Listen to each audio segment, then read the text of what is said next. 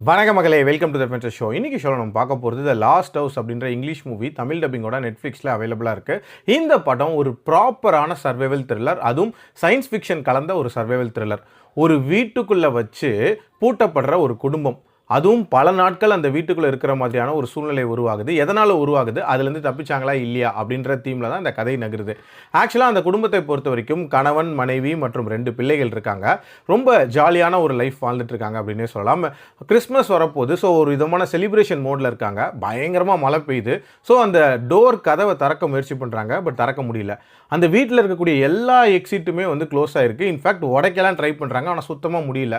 So இதுக்கெல்லாம் காரணமான அந்த ஃபோர்ஸ் என்ன, அண்ட் அந்த வீடுகளில் இவங்க எவ்வளோ நாள் சர்வைவ் ஆனாங்க, கடைசியாக இவங்களுக்கு என்ன ஆச்சு, டுவர்ட்ஸ் தென் தப்பிச்சாங்களா இல்லையான்ற மாதிரி நிறைய விஷயங்களை சொல்லக்கூடிய ஒரு படம் தான் இந்த படம். இந்த படத்தோட ஒரு முக்கியமான ஹைலைட்டு அந்த வீட்டுக்குள்ளே ட்ராப் பண்ணப்படுறது அப்படின்ற அந்த விஷயம் தான்.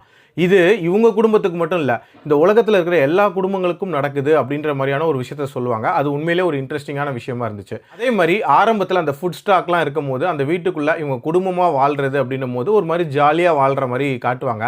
நாட்கள் போக போக அதுவும் வாரங்களாக மாறுது, இன்ஃபேக்ட் மாதங்களாக மாறுது. அதையும் தாண்டி போகும்போது அவங்களுக்குள்ளேயே ஒரு விதமான பீதி உண்டாகுது அப்படின்னே சொல்லலாம். அதுவும் நெய்பர்ஸை பார்க்கும்போது இன்னுமே பயங்கர பீதியாக இருக்கிறாங்க அப்படின்ற மாதிரி காட்டுறாங்க. ஒரு கட்டத்துக்கு மேலே அந்த லைஃப் ஸ்டைலை அவங்க எப்படி அடாப்ட் பண்ணுறாங்க, அதுக்காக சில விஷயங்கள் பண்ணுறாங்க. அது எல்லாமே நீட்டாக காட்சிப்படுத்தப்பட்டிருந்துச்சு.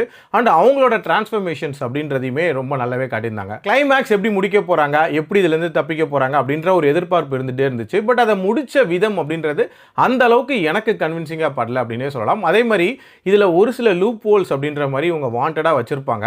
அதுவுமே கொஞ்சம் சினிமேட்டிக்காக இருந்த மாதிரியான ஒரு ஃபீல்டாக இருந்துச்சு.